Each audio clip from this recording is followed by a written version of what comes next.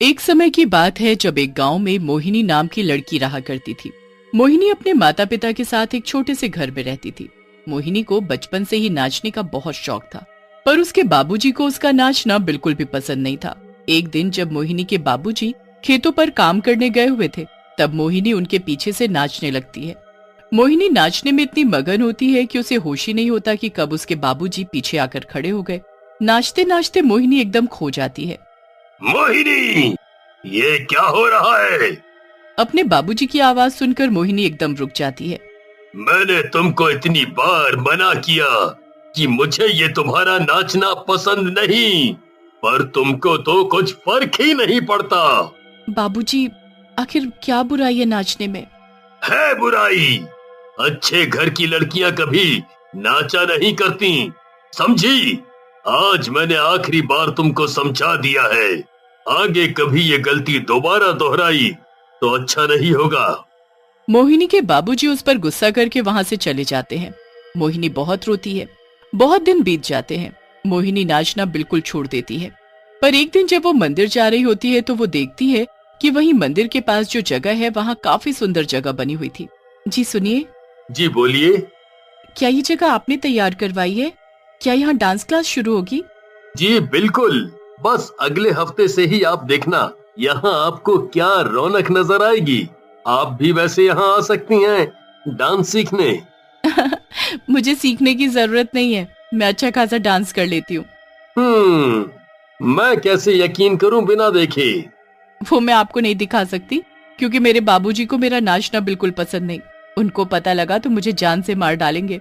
अरे, पर यहाँ थोड़ी तुम्हारे बाबूजी आएंगे, तुम अभी चलो मेरे साथ। राजबीर मोहिनी को अपने साथ डांस स्कूल में ले जाता है। उसके बाद वो म्यूजिक चला देता है।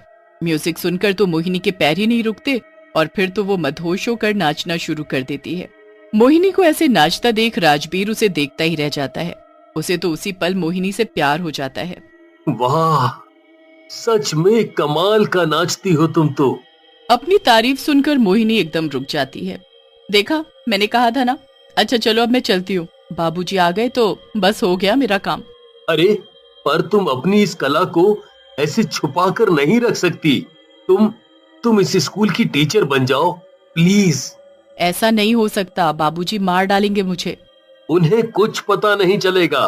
तुम एक काम करना, रोज मंदिर के बहाने आना और बस एक घंटे बच्चों को डांस क्लास देकर चली जाना।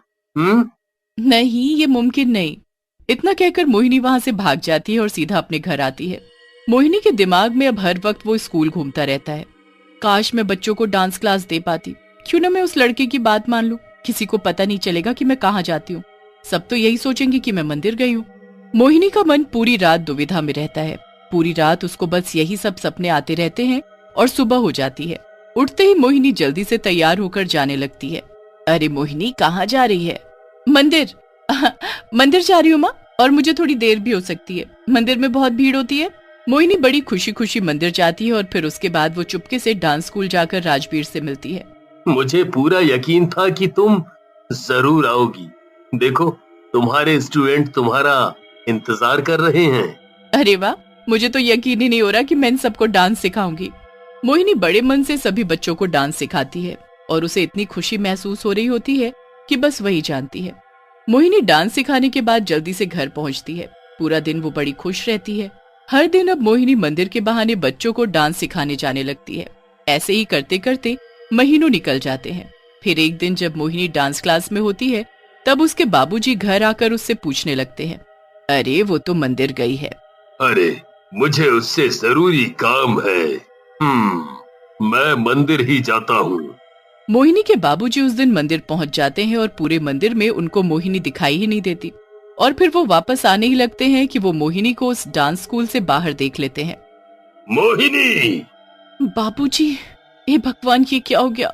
बाबूजी यहाँ कैसे पहुँच गए? तुमको मेरी बात समझ नहीं आई ना? मोहिनी को उसके बाबूजी जबरदस्ती घर ले जाते हैं। वो मोहिनी को एक कमरे में बंद कर देते हैं। मोहिनी बेचारी रोती रहती है, पर वो उसे बाहर ही नहीं निकलने देते। एक रात मोहिनी अपने बाबूजी से लड़ने लगती है, मुझे छोड़ दो, जाने दो मुझे। आप मुझे मेरा शौक पूरा करने से अब रोक नहीं पाओगे। मैं तो डांस स्कूल जाऊंगी। ये सुनकर उसके बाबूजी आग बबूला हो जाते हैं। गुस्से में आकर वो उसी रात मोहिनी के कमरे में आग लगा देते हैं और मोहिनी तड़पती हुई मर जाती है। मोहिनी की माँ इन सब में उसके बाबूजी का ही साथ देती है। कुछ दिन निकल जाते हैं, पर फिर एक रात मोहिनी के कमरे से कुछ अजीब आवाजें सुनाई पड़ती हैं। मोहिनी की माँ जब वहां जाती है तो आवाज एकदम बंद हो जाती है। फिर वो वापस अपने कमरे की तरफ आने लगती हैं तो आवाज फिर से आने लगती है। मेरा शक बिल्कुल सही था, ये मोहिनी की ही आत्मा है जो वापस आ गई है, वही रात को नाचती है। अब अगली रात मोहिनी की माँ खिड़की के बाहर चुपके से सब देख रही होती है। जैसे ही रात के 12 बजते हैं, उस कमरे में फिर से नाचने की आवाज आती है। एकदम से वहां धुआं उठता है और एक चुड़ैल प्रकट हो जाती है और वो पागलों की तरह उस कमरे में नाच रही होती है। मैं नाचूंगी बहुत नाचूंगी, जब तक मेरा मन करेगा मुझे नाचने से कोई भी नहीं रोक सकता। हे भगवान, मैं ये सब क्या देख रही हूँ। मैं तो इसके बारे में किसी को बता भी नहीं सकती, वरना सबको पता चल जाएगा कि मोहिनी अपने रिश्तेदार के यहाँ नहीं गई, बल्कि उसे हमने मार डाला है। ये सब क्या हो रहा है हमारे साथ? आखिर ये आवाज बंद क्यों नहीं होती? इतना सुनते ही वहाँ नाचती हुई चुड़ैल उसके सामने आकर खड़ी होती है। ये आवाजें तो तुमको हर पल आएंगी, इन्हीं आवाजों से तुमको परेशानी थी ना। अब जाओ, कहाँ जाओगे? अब जहाँ भी जाओगे ये आवाजें तुम्हारा पीछा नहीं छोड़ेगी और हर दिन मुझे नाचते हुए देखोगे। नहीं नहीं नहीं, मैं हाथ जोड़ रहा हूँ, चली जाओ यहाँ से, हमें अकेले छोड़ दो, अकेले छोड़ दो। अकेला? नहीं नहीं नहीं, कभी नहीं। कभी कभी वो चुड़ैल उनके सामने आकर नाचने लगती है और कभी भी गायब हो जाती है। अब तो किसी भी आवाज से वो इतना डरने लगते हैं कि बस एक कोने में बैठे रहते हैं। धीरे धीरे वो बिल्कुल पागल हो जाते हैं और खुद सबको बताने लगते हैं कि उन्होंने कैसे मोहिनी को मार डाला। पागल हो जाने के कारण लोग उनको उनके हाल पर छोड़ देते हैं। फिर एक दिन राजबीर मोहिनी के बारे में उसके आस पड़ोस के लोगों से पूछता है, यहाँ पर मोहिनी नाम की लड़की रहती है क्या? अरे तुम उसके बारे में क्यों पूछ रहे हो? वो भी इतने दिनों बाद। इतने दिनों बाद मतलब? अरे उसे मरे तो कितने दिन हो गए, क्या तुमको पता नहीं कि उसके माँ बाप ने ही उसे जला कर मार डाला, क्योंकि बस वो डांस करना चाहती थी। अब हर वक्त उनको मोहिनी दिखाई देती है, इसीलिए वो तो पागल हो चुके हैं। ऐसा कैसे हो सकता है? फिर वो कौन है जो रोज बच्चों को आकर डांस सिखा रही है? राजबीर ये सुनकर हैरान रह जाता है और उसे इस बात पर यकीन ही नहीं होता, इसलिए वो उसके घर पहुंच जाता है। घर के एक कोने में उसे मोहिनी के बाबूजी और माँ बैठे दिखते हैं। आ गई वो, आ गई बस। देखो ध्यान से सुनो ये आवाज। वो नाच रही है। हाँ, वो नाच रही है। उसे नाचना बड़ा पसंद है, उसे नाचना बड़ा पसंद है। क्या बोल रहे हो आप? मोहिनी कहाँ है? हाँ, उसे मार डाला मैंने।